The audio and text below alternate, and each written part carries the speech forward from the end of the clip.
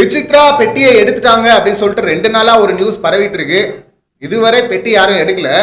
ஆனா விசித்ராவை பெட்டி எடுக்க 2 பேர் தூண்டுனாங்க, தள்ளி விட்டாங்க. மாயா, பூர்ணிமா. இந்த மாயா பூர்ணிமா சொன்னாங்க அர்ச்சனா தான் டைட்டில், ஸோ அதனால வேஸ்டிங் இருக்கிறது அப்படின்ட்டாங்க.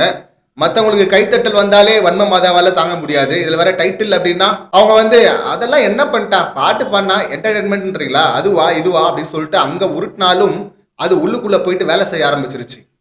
இவ்வளோ நாள் பார்த்தீங்கன்னா இந்த 3 பேர் தானே ஒன்னா இருந்தாங்க. வெளியே உருட்டுகளும் பார்த்தீங்கன்னா அன்பு, பாசம், நேசம் அப்படின்லாம் ஊட்டின்னு இருந்தாங்கல்ல. இன்னைக்கு பார்த்தீங்கன்னா 3 பேருமே மாத்தி மாத்தி குத்திக்க ஆரம்பிச்சிட்டாங்க.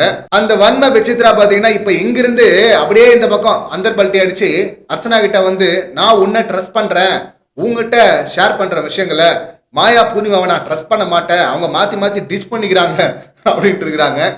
அவங்க கேமே இதுதானே.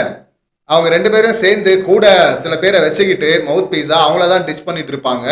யாரும் இல்லைன்னா கடைசியில மாயா பூர்ணிமாவை பண்ணுவாங்க அப்படின்னு நம்ம சொல்லிக்கிட்டே இருந்தோம். இன்னைக்கு அதையும் அவங்க பண்ண ஆரம்பிச்சிட்டாங்க. மாயா பூர்ணிமா விசித்ரா கிட்ட ஆடின கேம் இப்ப மாயா பூர்ணிமா கிட்டே ஆட ஆரம்பிச்சிட்டாங்க. ஏன்னா ஆள் இல்லைல்ல, அர்ச்சனா தாங்க டைட்டில். அவங்க எங்கேயோ போயிட்டாங்க. வீக்கெண்ட்ல கிளாப்ஸ் பாசிட்டிவா கமல் சார் பாராட்டுறாரு அப்படின்லாம் தொடர்ந்து சொல்ல சொல்ல உடனே இவங்க ஒத்துக்க மாட்டாங்கல்ல, எதை சொன்னாலுமே ஒத்துக்க மாட்டாங்கல்ல. பூர்ணிமா அவங்க சொல்றாங்க இல்லைங்க, ஏன் அப்படின்னு நினைக்கிறீங்க, வெளியே வேற மாதிரி கூட இருக்கலாம்ல, நம்ம தான் வாரம் வாரம் பவுன்ஸ் பேக் ஆகிறோம்ல, இவங்களே சொல்றாங்க வாரம் வாரம் நம்ம அடி வாங்குறோமே அப்படின்னு, நம்ம தான் பவுன்ஸ் பேக் ஆகிறோமே அப்படின்றாங்க. பவுன்ஸ் பேக்னா என்னன்னா கரெக்டான ரூட்ல போறது, திடீர்னு ஸ்லிப் ஆயிட்டு ராங் ரூட் எடுத்து அதுக்கப்புறமா கமல் சார் வச்சு செஞ்சு விட்டாருன்னா திரும்ப பவுன்ஸ் பேக்னா ரைட் ரூட்டுக்கு சரியான பாதையில போறது. ஆனா இவங்க வார வாரம் ஒரு தப்பு பண்ணுவாங்களாம், வார வாரம் அவர் கொட்டுவாராம், வார வாரம் கதறுவாங்களாம், திரும்பவும் அடுத்த வாரம் அதை தப்பு பண்ணுவாங்களாம். இதுக்கு பேர் பவுன்ஸ் பேக் இல்ல, திருந்தாத ஜென்மங்கள் அப்படின்னு சொல்லுவாங்கல்ல, அப்படிதான் சொல்லணும்.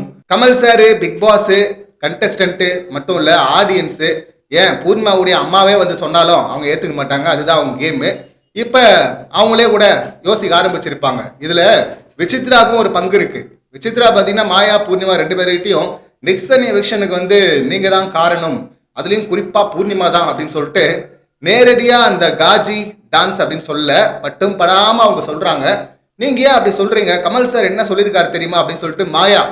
ஆக்சுவலி இவங்க ஆடின டான்ஸ் தான் இங்க தப்பா போச்சு, அது மாயாவுக்கும் நல்லா தெரியும். மாயா 2 முறை இதை வான் பண்ணிருக்காங்க. வான் பண்றது பண்ணாதன்னு கிடையாது, ஒரு பக்கம் அவங்களே பண்ண சொல்லிருவாங்க. ஏற்கனவே நிக்சன் ஐஷுவை வச்சு லவ் கண்டென்ட் பண்ணுங்க அப்படின்னு சொல்லிட்டு இன்னொரு பக்கம் அவங்கள வேற மாதிரி பிராண்ட் பண்ணாங்கல்ல, அதே தான் இங்க பூர்ணிமா கிட்டயும் அவங்க பண்ணாங்க. நடுவுல காமெடியா 2 முறை இல்லைங்க இது தப்பா போங்க வெளியில அப்படின்லாம் சொல்லிருவாங்க.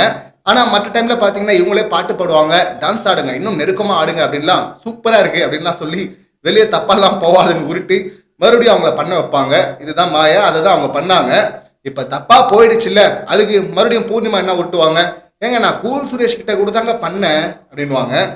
கூல் சுரேஷ் கிட்ட இந்த மாதிரி எப்ப பண்ணீங்க, விஷ்ணு கிட்ட பண்ணு பண்ணு கட்டிப்பிடி அப்படின்னு சொல்லிட்டு இவங்க தள்ளி விட்டாங்க. ஆனா விஷ்ணு அதெல்லாம் பண்ணவே மாட்டாரு.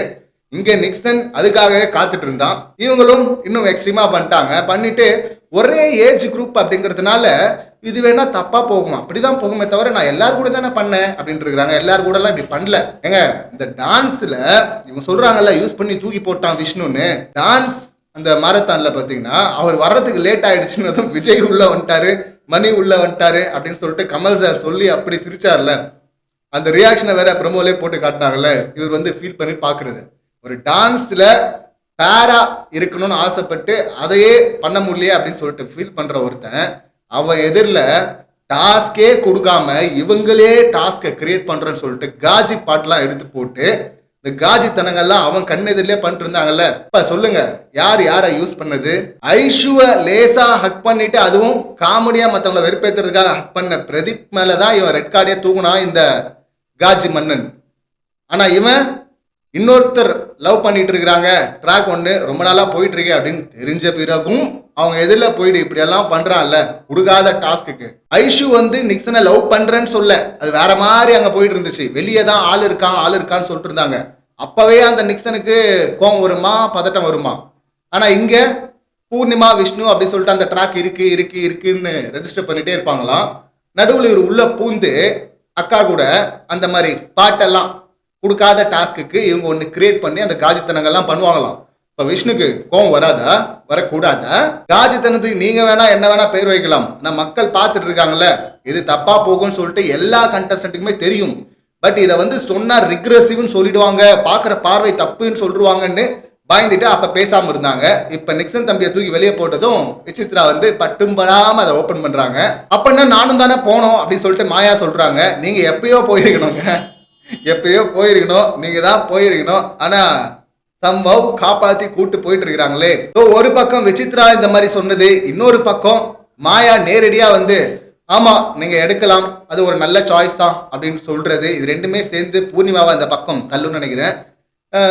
இவங்க மட்டும்தான் எடுப்பாங்களா? இந்த பக்கம் மணி விஷ்ணு எல்லாம் இல்லையான்னா, என்ன பொறுத்தவரை நான் வச்சிருக்கிற லிஸ்ட்ல மணி லிஸ்ட்ல கிடையாது, விஷ்ணு கிடையாது, தினேஷ் கிடையாது, அர்ச்சனாவும் கிடையாது. ஆனா அர்ச்சனாவை இவங்க போட்டு மண்டையை கழுவிட்டு இருக்கிறாங்க, எடுக்க மாட்டாங்க அப்படின்னு சொல்லிட்டு நம்புறேன். இந்த பக்கம் புள்ளி கேங்ல இருந்தா ஒருத்தர் எடுக்க வாய்ப்பு இருக்கு. அது விஜய் வர்மாவா இருக்கலாம், இல்லைன்னா பூர்ணிமாவா இருக்கலாம், இல்ல விசித்ராவா இருக்கலாம். இந்த 3 பேர்ல தான் எடுக்க அதிக வாய்ப்பு இருக்கு. ஏன்னா இவங்க தான் பாத்தீங்கன்னா நடக்கிறத நடந்த மாதிரிலாம் சொல்ல மாட்டாங்க. நம்ம என்ன வேணா பண்ணலாம், அது நமக்கு ஏத்த மாதிரி உருட்டிக்கலாம் அப்படின்னு ஆடுறவங்க. ஸோ அவங்க தான் அந்தர்பல்ட்டி அடிக்க வாய்ப்பு இருக்கு. இந்த சம்பவங்களை நீங்க எப்படி பாக்குறீங்க? இந்த லிஸ்ட்ல யார் எடுக்க வாய்ப்பு இருக்கு? உங்க சாய்ஸ் என்ன அப்படிங்கறத கமெண்ட் பண்ணுங்க. மீண்டும் அடுத்த வீடியோல சந்திக்கலாம். நன்றி, வணக்கம்.